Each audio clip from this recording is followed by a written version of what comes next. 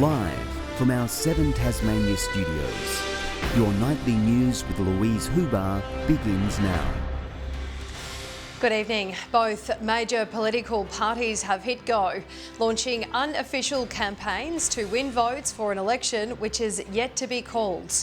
The first candidate is already on board, a long-standing Liberal member throwing her hat in the ring, accusing Labor of making a grab for power. Just a month after losing her long-held federal seat of Bass, it's take two for Bridget Archer, seeking pre-selection at a state level for an election that hasn't even been called. I'm not likely to sit quietly and not have my say. Once a thorn in Scott Morrison's side, it seems there'll be no departure from her long history of crossing the floor. I'm nobody's puppet, and I will stand up every single day for what's in the best interests of Tasmania. It follows a no-confidence motion passed last week. The Premier plans to sit down with the Governor on Tuesday and ask her to send voters back to the polls. Both Liberal and Labor leaders remain at loggerheads over who's to blame. What we have in Dean Winter is a wrecker, a selfish grab for power that will take Tasmania backwards. He's carrying on at the moment like a spoilt child who's been given out in a game of cricket.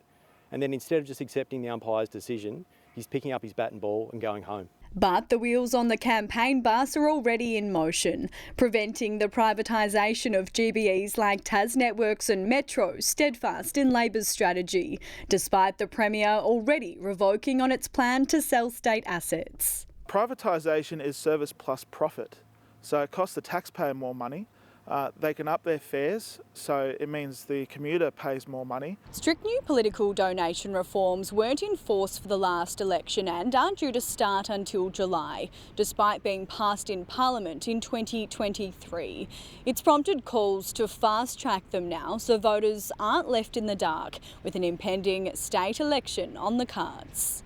That indicates who might be having an influence on the policies being taken to election and on any government formed after that election. The legislation, if passed, means donations over $1,000 would need to be declared, while the Greens' message to Dean Winter's been left on red, offering to back Labor to avoid an election altogether. There is absolutely an opportunity and a responsibility for Dean Winter to look at, consider and come back to us on our offer of confidence and supply. Ruby Cairns, 7 Tasmania News. A 15-year-old boy is facing an assault charge believed to have been involved in a gang bashing in Glenorchy last night. Paramedics were called to the bus mall around 7:30 to treat a 20-year-old man who suffered head injuries after being attacked by a group of youths.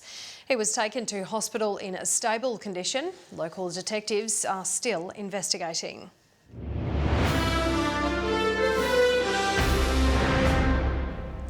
Tasmania's billion-dollar salmon industry continues to traverse troubled waters, now facing calls to give taxpayers a share of their profits. One leading economist says it's time they contributed their fair share to ease the state's deepening debt, although political leaders aren't convinced. Tasmanian waterways are used by 3 foreign companies to become Australia's largest producer of Atlantic salmon, generating roughly $1.3 billion in annual revenue. The government collects about $3.5 million a year in what are in effect royalties from the abalone industry. So why shouldn't it collect some from the salmon industry as well? Not unlike the dues mining companies pay to dig up our natural resources. It could help tackle Tasmania's growing debt. A levy of even just 1% would raise about $13 million now and potentially $20 million by 2029-30. I would think that's an obvious thing for the government to be doing. The idea is backed by the Greens, who say salmon companies should pay for the privilege of using public waters. There's no reason that multinational corporations should be escaping paying their fair share for the use of Tasmania's waters. It's one issue where Labor and the Liberals have seemed to find common ground, both defending the current system. The salmon companies have and pay their share through full cost recovery already. Aquaculture already pays taxes, and in fact they're the only industry that pays for its own regulation. They have done for the last couple of years. Salmon Tasmania says it already pays farming lease and licence fees while contributing $770 million to the state economy. Lily Thompson, 7 Tasmania News. A Tasmanian man has turned his passion for aerial drones into a growing business helping the agricultural sector, putting our farmers on the cutting edge of technology. The agricultural drone industry is really taking off. Shane Pennicue's fascination with drones and capturing aerial footage began out of a passion for shooting outdoor adventure and sports. Filming things like Targa Rally and drifting and all the motorsports, mountain biking, that sort of thing. Now it's become serious high-tech business on the land. Shane transforming his talent for capturing high-energy recreation into helping farmers get on the technological front foot.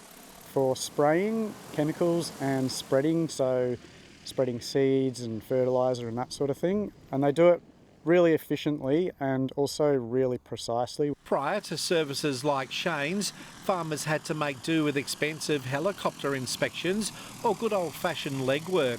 Now they've got aerial drones and complex imaging software to help, from crop health analysis to weed management and precision spraying. You're using less chemicals, so that's really good for the environment, and also you're not spending so much money on the chemicals because they are very expensive. And the sky's the limit when it comes to where the technology heads next here in Tasmania. If you look at the states and even the mainland now, you're seeing a lot more agronomists getting on board with this. Matthew Watson, 7 Tasmania News. Dark Mofo is known for its outrageous art, but the audience has been left shocked by a daring high-speed stunt. While the festival pushes artistic boundaries, it's also making sure no one misses out on the fun.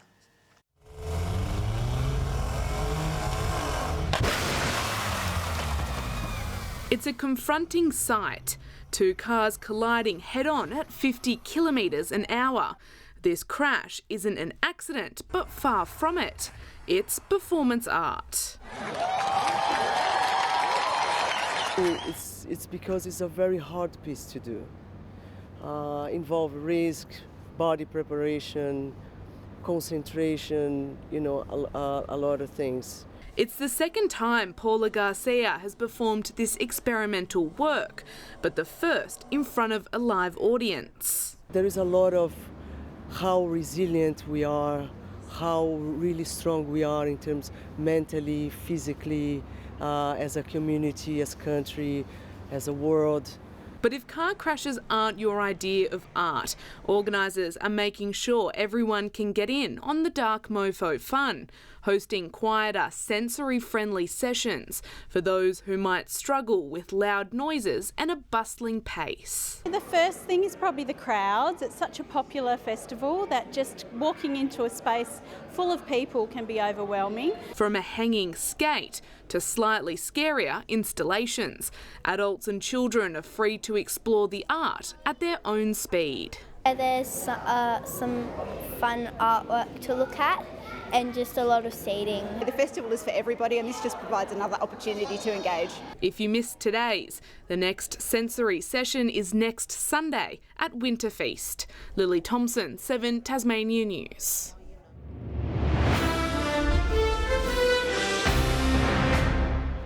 It's not often we see a trick shot in footy. Deloran's Tyler Killick bamboozling Scottsdale, taking a shot without even looking. Head. Oh, he's kicked the goal! Killick. Oh my goodness! Goal of the week. The sort of thing you do in the primary school playground. Killick's just kicked the ball over his head. A 4-goal haul from Jalen Chilcott helping the Roos to their second win of the season, while the Scottsdale women weren't able to edge closer to the top pack on the NTFA ladder, losing grip on a tight game in the fourth quarter to go down 44-16. Good evening. Hobart, Launceston, Devonport and Burnie all 14 degrees this Sunday. It was also 14 at Low Head, St Helens and Friendly Beaches, 13 for the Islands, Smithton and Strawn, 12 in Ouse, Grove 11 and Lyowini managed just 5 degrees. Cloud pushed through Bass Strait today, wrapping around a low over central and eastern Victoria. Two frontal bands approach Tasmania, one surrounding a low to the north of the state. 28 millimetres fell in the gauge at Lake Margaret on the west coast. Tomorrow, a low will approach the northeast of Tasmania as a trough extends through northern Bass Strait. Southeasterly winds 20 to 30 knots across all coastal waters tomorrow. Southwesterly swells sit at 4 metres in southern waters. A strong wind warning has been issued for coastal waters between Stanley around to Sandy Cape and also for Storm Bay. More showers in the south tomorrow. Hobart, Dover and Ouse all 13. A shower or two in Launceston 14. Fine and mostly sunny in Devonport 15. A few showers over Scottsdale 13's the top. A fine day in Burnie 15. A little cloudy in Strawn 14.